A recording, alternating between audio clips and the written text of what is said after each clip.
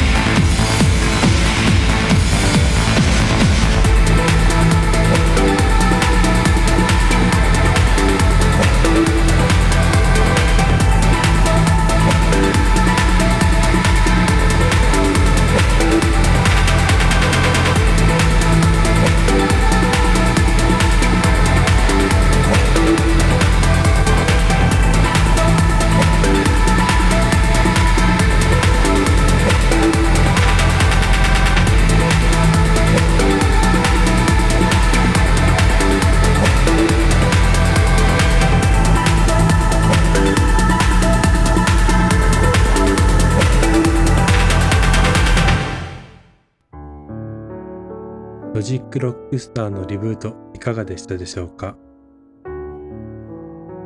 2019年今日までに作曲した楽曲は688曲になりました。サブスク登録されたミュージックビデオも200本を超えました。イラストと違い、音楽制作では脳が燃えることがありませんでした。夕食後になると全に集中モードに入り、いわゆるゾーンに入ることができていました。今年の5月、子供の日にこれまでの688曲の中から自分で選んで10曲をまとめた究極のスタンダードアルバムを2枚リリースします。正直選曲には本当に困りました。私にとって全ての楽曲がお気に入りでしたので。でもそこはあくまでもガイドです。たくさんある楽曲から私の世界観を知ってもらうためのスタンダードアルバムになりました。気に入ったらぜひオリジナルアルバムにも耳を傾けてもらえたら嬉しいです。最近の嬉しいこと、YouTube の公式アーティストチャンネルの再生回数がどんどん伸びています。これまでは東南アジアやインド、アメリカからのアクセスが多く、日本国内ではあまり受け入れられてこなかった私の楽曲ですが、ここ最近はそのデータが逆転し、ほぼ日本からのアクセスがほとんどを占めるようになりました。私の楽曲はインスト曲だからこそ、言語の壁を越えて世界で勝負ができるんだ。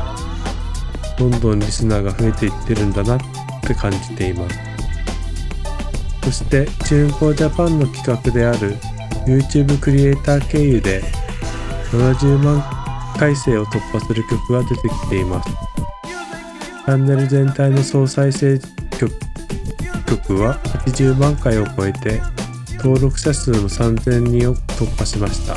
地道な活動ですが一歩ずつ進んできた結果だと嬉しく思います。音楽で成功することは簡単なことじゃありません。ライバルももちろん多いです。でも結局続けた人だけが夢に近づけるんですよね。好きなことをやらせてもらっているだけでラッキー。そう思ってこれからも毎日続けていきたいと思います。最後にイラストレーションについて少しだけ。本当は今でも描きたい気持ちはあります。でも体が拒絶反応をしてしまいます。無理をして再発してしまったら元も子もないので、今は音楽制作に集中するしかない。これが僕に残されたライフワークです。今年の目標はジャスラック登録700曲。それがあと12曲で達成できます。この小さな目標に向かってまたコツコツ進んでいきます。それではここで一曲、ロジックロックスターの自画自賛、お気に入りの曲を聴いてください。ロジックロックスターでシグニチャー。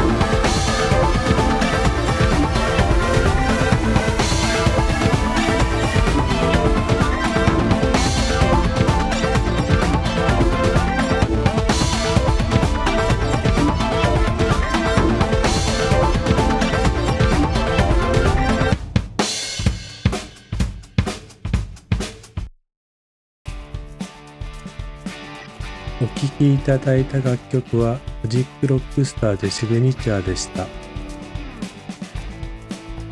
今日もこのポッドキャストを聞いてくださってありがとうございます。気になる話題、知りたいことがありましたらぜひコメントでお知らせください。ポッドキャストを気に入ってくださったらチャンネル登録と通知のベルマークをオンにしてくださいね。それではまたロジックロックスターの頭の中で会いましょう。お相手はロジックロックスターでした。